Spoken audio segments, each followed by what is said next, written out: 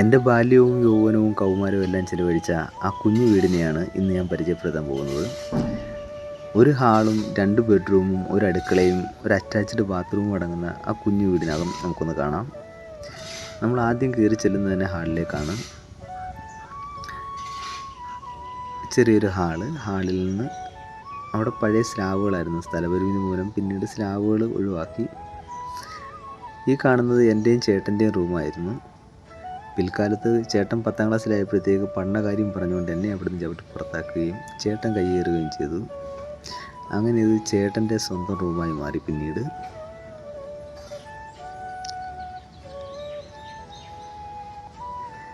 ഈ കാണുന്നത് അമ്മയുടെ റൂമായിരുന്നു. പൂജാമുറി ഇത് തന്നെയായിരുന്നു. ചേട്ടനെടുത്ത അതേ അടവ് ഉപയോഗിച്ചുകൊണ്ട് ഞാനും ഈ റൂം കയ്യേറി. പഠനകാലത്ത് ഞാൻ വരച്ച ചിത്രങ്ങളും എൻ്റെ പേരുകളും ഈ ഭിത്തിയിൽ കാണാൻ കഴിയും.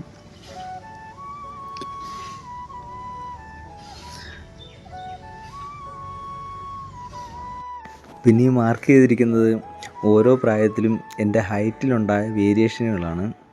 11ാമത്തെ വയസ്സിലായി എനിക്ക് 142 സെൻറ്റിമീറ്റർ ആയിരുന്നു എൻ്റെ ഹൈറ്റ്. 12ാമത്തെ വയസ്സിൽ അത് 146ആയി. 13ാമത്തെ വയസ്സിൽ 154 സെൻറ്റിമീറ്ററും 14ാമത്തെ വയസ്സിൽ 164 സെൻറ്റിമീറ്ററും 15ാമത്തെ വയസ്സിൽ 167.5 സെൻറ്റിമീറ്ററും ആയിരുന്നു. 16ാമത്തെ വയസ്സിൽ 170 സെൻറ്റിമീറ്ററിൽ എൻ്റെ വളർച്ച അവസാനിച്ചു. അങ്ങനെ 16 വയസ്സ് വരെ കൃത്യമായിട്ട് ഞാൻ വളർന്നുള്ളൂ എന്ന് വേണമെങ്കിൽ പറയാൻ പറ്റും. 170 സെൻറ്റിമീറ്ററാണ് എൻ്റെ ഹൈറ്റ്. ഈ കാണുന്നത് അലമാരിയാണെന്നാലും തെറ്റിദ്ധരിക്കണ്ട, ഇത് ഞങ്ങളുടെ ബാത്റൂമാണ്. ഇതാണ് ഞങ്ങളുടെ ബാത്റൂം. ഇത് ഞങ്ങളുടെ അടുക്കളയാണ്.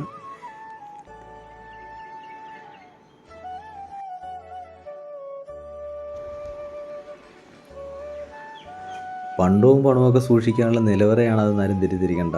അതിനകത്ത് ഞർക്കിലികൾ മാത്രമേ ഉള്ളൂ കേട്ടോ. അപ്പോൾ ഇതൊക്കെയാണ് ഒരുപാട് നല്ല ഓർമ്മകൾ ഉറങ്ങുന്ന ഞങ്ങളുടെ ആ കുഞ്ഞു വീടിനകത്തെ കാഴ്ചകളെന്ന് പറയുന്നത്.